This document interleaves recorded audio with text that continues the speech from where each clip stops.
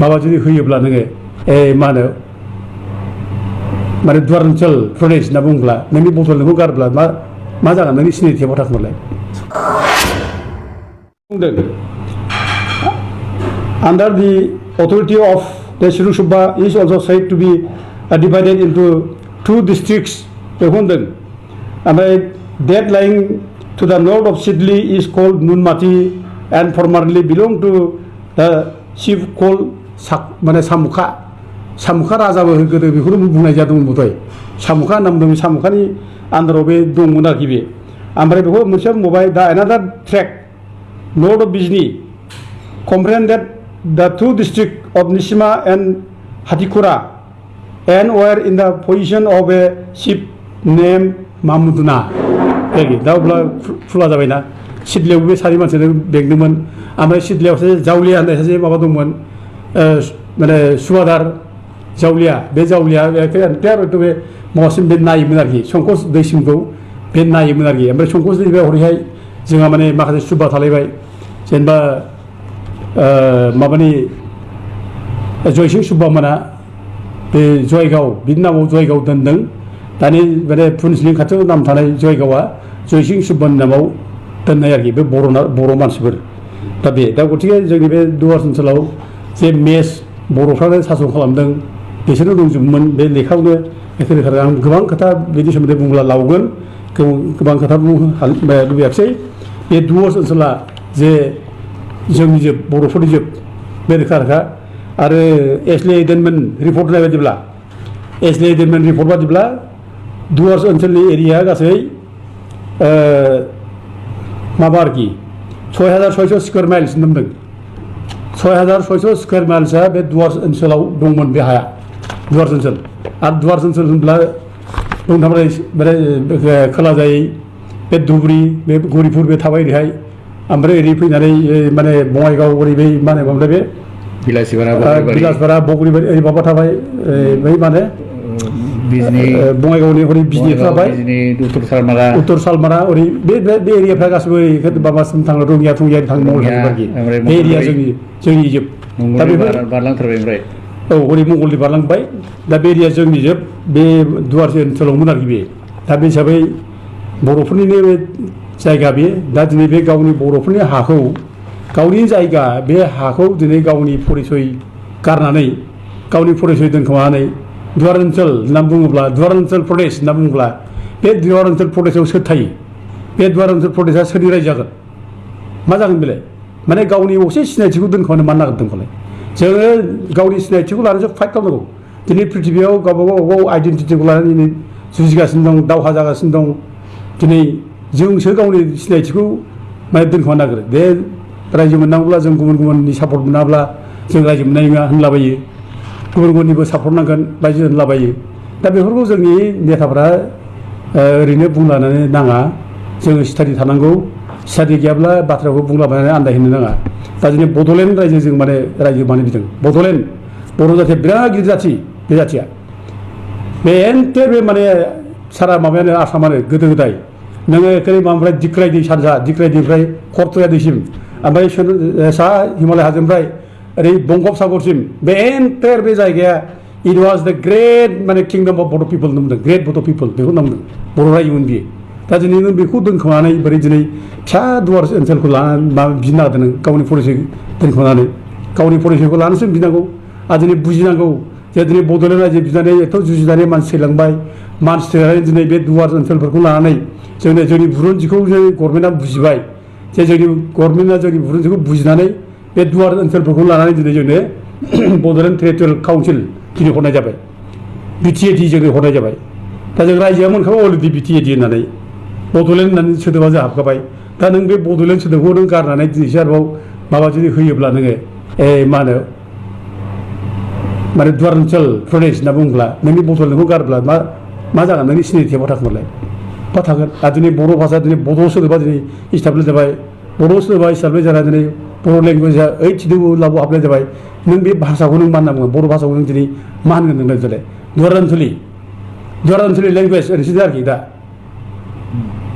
बिदिसो जानोसै दानिया माबायदि जानांगौ आसामाव बेंगलाव बेंगलि जानाय बायदि दा माने जों जेरै माने आसामाव एसामिस लेंगुवेज बेंगलाव बेंगलि लेंगुवेज होननाय बायदि बिहाराव बिहारि होननाय बायदि दा जोंनाव दुवार माने ओनसोल लेंगुवेजआ जागोन दुवार ओनसोलि ओरै जानोसै दानिया बे दुवार ओनसोलिया सोरनि भाषा जों दाना नागिरदो बे गोदाव सोराव माने जोंनि माने माबाफोरखौ लानानै जोङो नाम दोनलाबायनानै जों माबानो नाङा बे दुवार ओनसोला बिनि नामा खुनु मिनिं गैया बेहा इट केरिज नो मिनिं बे मिनिं अर्थ गैया बेहा सोरनिबालाय दिना नागालेण्डआ नागा मानसिनि रायजो बियो मिज'रामा मिज' मानसिफोरनि रायजो त्रिपुराफोरनि रायजो बियो बड'लेण्डआ बड'फोरनि रायजो बियो बिहारा बिहारिफोरनि बेंगला बेंगलिफोरनि पान्जाबा पान्जाबफोरनि हिमाचला हिमाचलिफोरनि गावबागाव नामखौ लानानै दिनै माने बयबो फाइट खालामगासिनो जुजिगासिनो दं दा दिनै जों गावनि नामखौ दोनखोमानानै नों जुदि दुवार ओनसोल होननानै बुंलाबायब्ला बे जोंनि नामखौ जों दोनखोमायोब्ला जों माजों जों बोरै गावनि सिनायथिखौ लाखिनो जोंथ' गावनि सिनायथि जों लाखिनो थाखाय जुद्ध खालामदों जुजिदों दा दिनै बर' सोदोबा एप्रप्रियेट बियो मिनिंफुल बियो बेहा माने लेंगुइस्टिकलि बे मस्ट मिनिंफुल बे एप्रप्रियेट वार्ड बियो लेंगुइस्टिकलि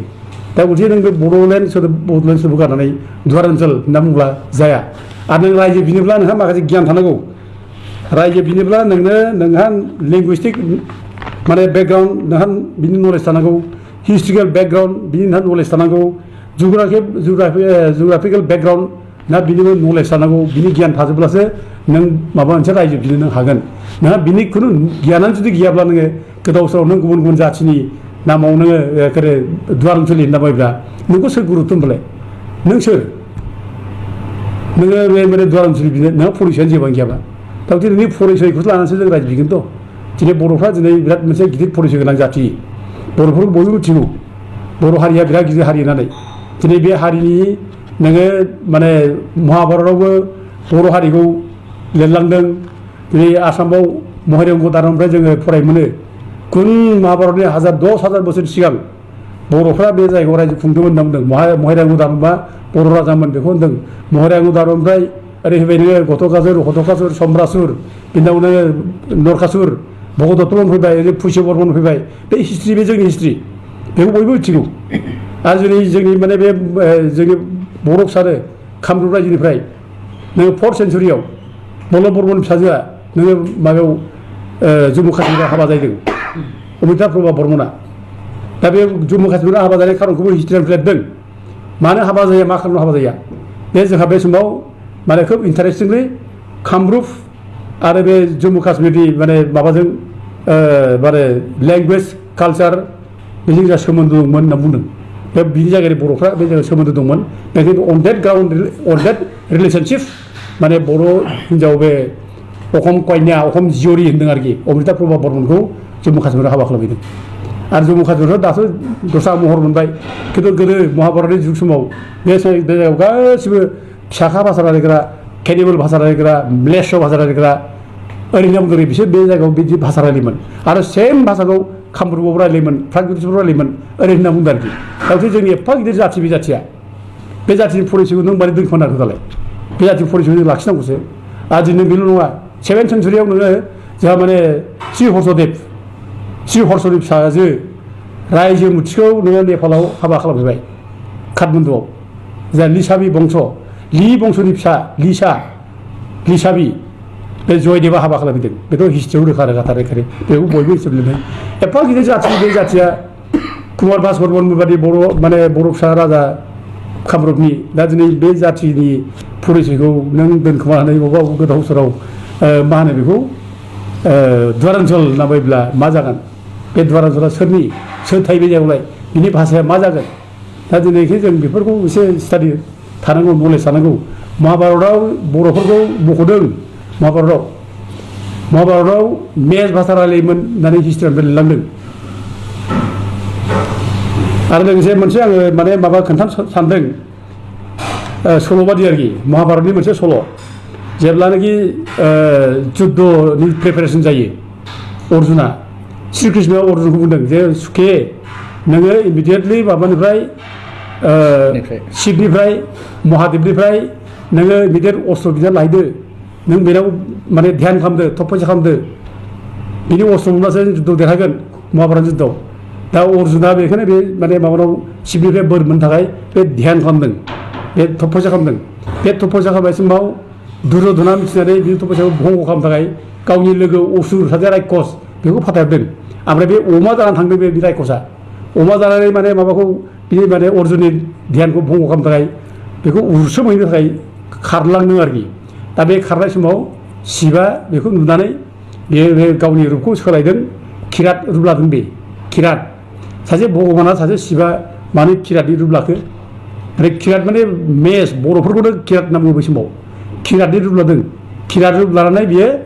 अमाखौ गावदों आरोखि आरो बे समाव अर्जुनाबो थाबनानै बेबो गावनि बोरलाखौ लानानै अमाखौ गावदों दा जेब्ला अमा गावो सानैबो थिर हाबाय अमानाव बे रायखसनि अमानाव दा अमा थैबाय रायखसा थैब्ला दाना सानैजों क्लेम खालामलायबाय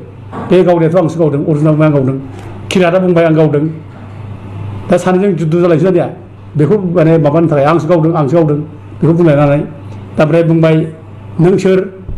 बे जाबाय आं सासे किरात ओमफ्राय नोंलाय सोर अर्जुनखौ सोंबाय अर्जुना बुंबाय आं अर्जुन हस्तिनापुरनि आं राजकुमार आं अर्जुन ओरैनो बुंना लाबाय बि आङो माने माबानि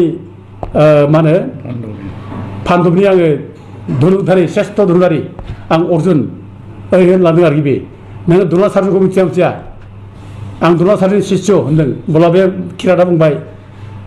माने आंथ' मिथिया सोर द्रोणाचार्य सोर पान्डब ओरै होनना बुंबाय आरोखि दा बे अर्जुना बिराद लाजिनानै दाना सानदों मा जाखो बिसोरनि गेजेराव माबा जाबाय आरोखि मा होनो बेखौ आखाइजों ओरै माबानाय जुद्ध आखाइजों नारलायनाय जुद्ध जानोसै दाना सानदों आरोखि बे दा बेखौ नैबे माबायाव लिरदों आरोखि नैबे मोनसे लेखा दं नैबे साहित्य साधनाय राजन सासित कचबिहार बे लेखाखौ कचबिहारनि नर्थ बेंगल इउनिभारसिटियाव फोरोङो बेयाव रोखा लिरदों बेयाव दा बेयाव आं जास्ट माबाखौल' होनसै गोलाव फरायब्ला माबा जाया बेखौल' बुंसै आं पार्वती सहिते थैते गल नारिगन नागते आंगुलि दिया साहे दुइर रन बे सानैनि जुद्धखौ बे माने माबा हिन्जावफोरा कसारि हिन्जाव आरो पार्वतीयाबो स्वयंनो नायनानै मिनिनो गैया मा जुद्ध नांना बिसोरो गन्थं हमथा मिनिदों आरोखि गावजों गाव मा जादों बिसोरो ओरैनो मिनिदों आरोखि बिसोर बिरादनो ओमफ्राय दाना मा जाखो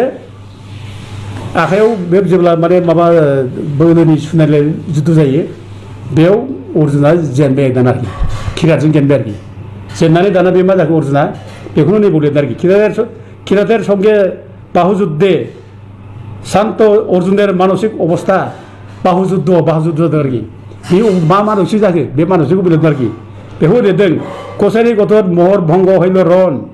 कसारि माने मानसिया आंनि जुद्धआव आं जुद्धआव जेनबाय होनदों आरोखि सुनि रोंगौ करि बे कर्ण दुर्योधन माने कर्णआबो दुर्योधनाबो गावखौ बिराद असनमान होदों आरोखि सि अर्जुन नों लासिं बे कसारि मानसिजों जेनबाय नों ओरै होनजासिगोन नोङो ओरै माने सानबाय आरोखि अर्जुना बिराद लाजिबाय आं मा खालामबावनो ओरै जादों बे सासे कसारिया जेनबाय माने बे किरातखौ कसारि होनना बुङो आरोखि दा बे लेखायाव महाभारत जुद्धआव जे बर'खौ कसारि होनना बुङोमोन बे लेखायाव दं आरोखि दा कसारि जेननानै अर्जुना लाजिबाय जेनबाय ओमफ्राय बे उनाव सोंफिनबाय जे नोंथ' साधारन मानसि नङा नों साधारन किरात नङा नों हे नोङो किरात नों नोंनि परिचयखौ लादो बेखौ बुंदों आरोखि अर्जुना ओमफ्राय किरातआ बुंबाय हे अर्जुन नोङो जानाखि माबादोंमोन आंनि थाखाय ध्यान खालामदोंमोन नोंनि ध्यानखौ आं सन्थुष्ट जाबाय नोंहा अहंखार दं बे अहंखारखौ नों दिनै बुजिबाय नोंनिफ्रायनो खमजासिन दङ बोलोबानसिन दं बेखौ बुजियाखैमोन आरो नोंनो बोलो नांगौ खमथा नांगौ बेनि थाखाय बे आं नोंनो बोर होनोसै होननानै बे पशुपाता हातेरखौ बे माने अर्जुननो हरदों आरोखि पशुपाता हातेर शिबनिफ्राय मोनदों आरोखि दा गथिखे जोंनि हिस्ट्रिया एफा गिदिर रोखा दङ एफा गिदिर जाथि बे जाथिया जेरावबो जोंनि हिस्ट्रिखौ लिरजोबनाय दा दिनै बे जाथिनि परिचयखौ दोनखोमानानै नोङो अबावबा नोङो दुवारानसुलि होनना बुंलाबा बे गोदाव सोराव जाया होमबा नों मानो जानांगौ बेलाय बिदि जाहाथे खालामा रायजो बिनाया ओरैनो थेमालि नङा रायजो बिनाया हाथाय बाजाराव मैगं बायलाबायनाय माबा बायलाबायनाय बे नङा गोथौ सिन्थाधारा थानांगौ गोथौ नलेज थानांगौ ओमफ्रायसो रायजोखौ बिनांगौ ओरैनो बिलाबानो जाया रायजो नांगौ माबा नांगौ बुंलाबानो जाया दिनै बड'लेण्ड रायजो ओंखारदों बड'लेण्ड रायजो बिनो नागिरदों बे एप्रप्रियेट बे मिनिं अथ' दं दिनै बड'लेण्ड बि रायजो बि सापर्ट खालाम नों ओंखार नोङो लिरला बयबो सापर्ट खालामगोन खिन्थु नों दा दिनै जा ओंखारदों बेथ' एखेबारे सोरबासो थोनदों नामा सोरबासो थुदों नामा नोंखौ बेबायदि मोनसे अनुभब जायो गिनाय फैयो जोंहा दा बे बड'लेण्ड रायजोआथ' जेनेबा लिरना गारबाय नांलिया होननानै लिरना गारबाय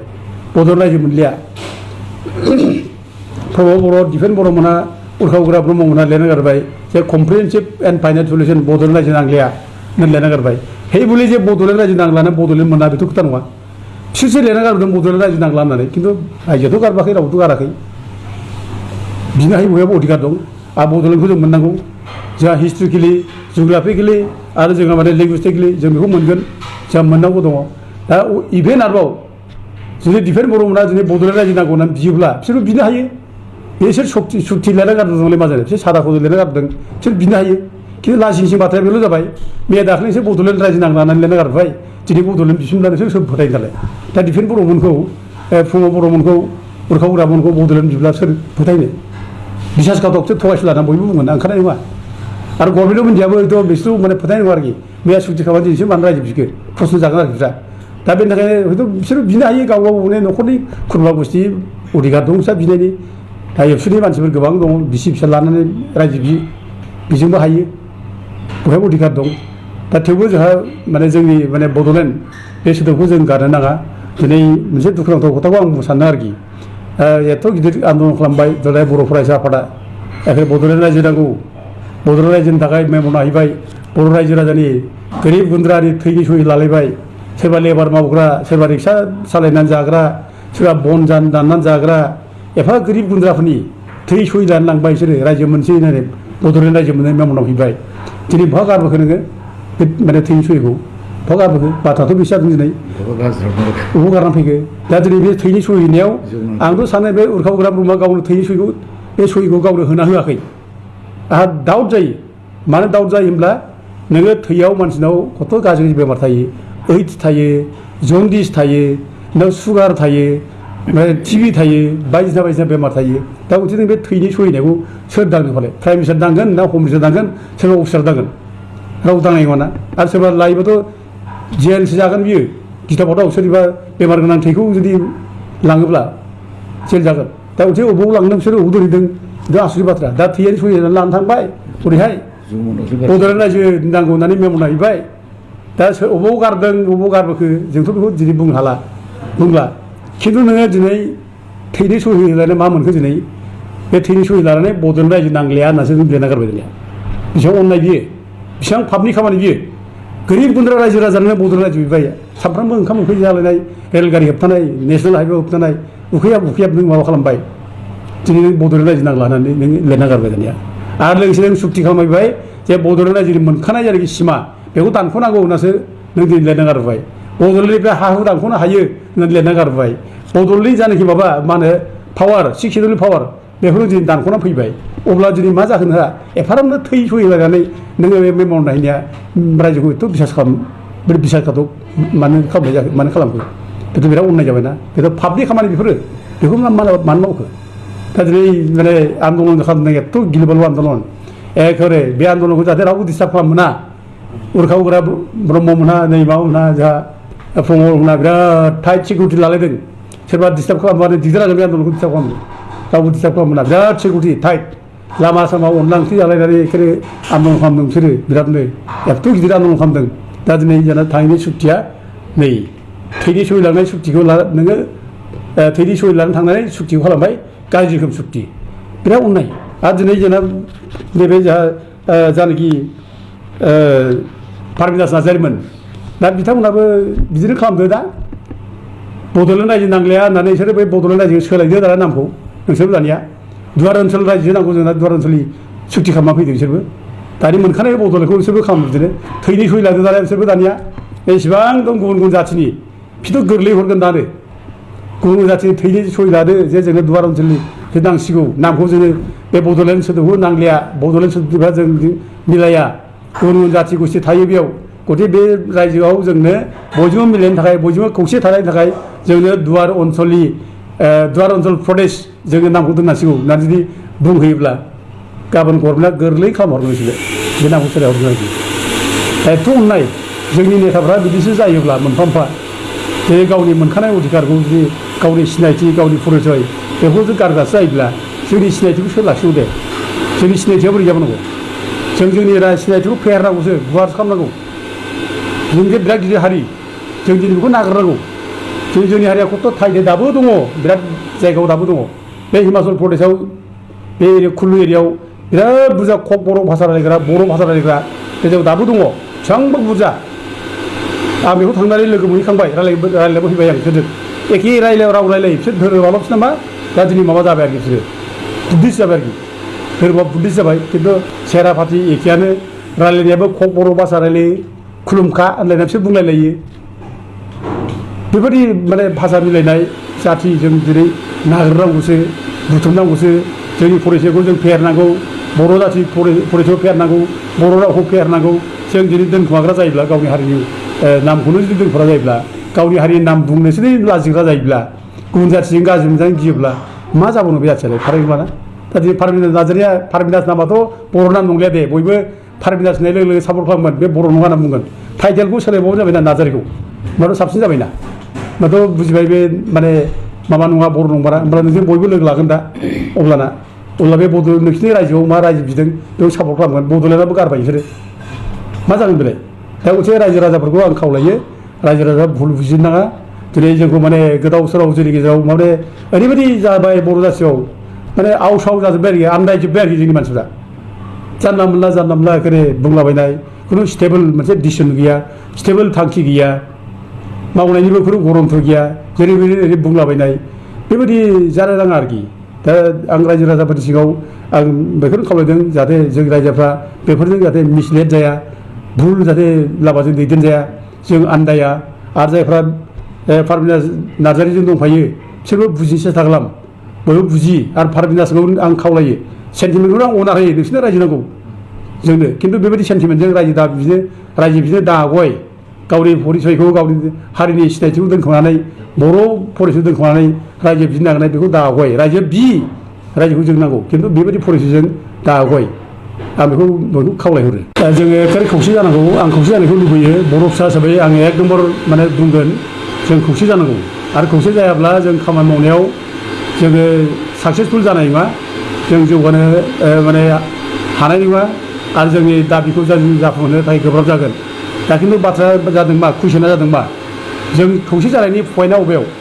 जोंनि मिटिं पइन्टआ बबेयाव जों माखौ लानानै खौसे जानो दिनै बाथ्राया बे जादों बिदिनो प्रमद बर'मोनहा नोङो एखेबारे बे बिटिआरखौनो मावफुंनो थाखाय बिसोरो एखेबारे पावार नांगौ बिसोरनो बे पावारखौ गारनो नागिरा बिसोरो बे बिटिआरखौ जिखि जाया माने बायफ्ले जिफ्ले बर' जाथिया जोबलांब्लाबो जोंनो बे बिटिआरखौ मावफुंनांगौ फिसा गामि दानख'नानैब्लाबो जोंनो बिटिआरखौ खालामनांगौ बिसोरनि आरोखि बर' जाथिया जिखि जाया दा नों बे जोंनियाव जुदि मिटिं पइन्टआनो जुदि जोंहा गैलायलायाब्ला दा दिनै जों बोरै खौसे जानो बोरै गोरोबलायनो दिनै बाथ्रा बे दा मिटिं पइन्ट थालायलायोब्ला जों गोरलैनो जाहैगौमोन दा थेवबो मोनसे आंहा बिसास दं जे जोङो जुदि जोंनि दानि अबस्थाखौ नायोब्ला दाथ' जोङो मोनफा नङा मोनफा जोङो मोनखानाय बिटिसिनि पावारखौ जों खोमाना लाबाय जोंहा माने 6 दलनि जायगायाव पावार दंमोन बेबो गोमालांजोब्बाय जोङो माने जोंनि माबाखौ बांसिन जानांगौमोन जोंहा 6 दलनि पावारखौ जों बांसिन मोननांगौमोन बे गैलिया दिनै जोबलांबाय दा गतिके बे खेत्रआव जों दिनै रायजोफ्रा बयबो बुजिलायबाय जे जोंनो आलादा रायजो नांगौ सेपारेट स्टेट नांगौ बे सेपारेट स्टेटनि आन्दलना जुदि जायोब्ला बे सेपारेट स्टेटनि आन्दलनाव बयबो ज' जाफैगोन आं सानो आरो जों बे लामाया बेल'सै दा अनलि उफाया बेल'सै सेपारेट स्टेट बड'लेण्ड बे सेपारेट स्टेट बड'लेण्डजों जों आवगायलांनांगौ आरो अब्लानो जोङो बयबो हारि दैखांनाय ज' जागोन आरोखि आरो जों बेजोंनो हारिखौ जों दैखांलांनांगोन आरोखि नङाबा उफाय गैया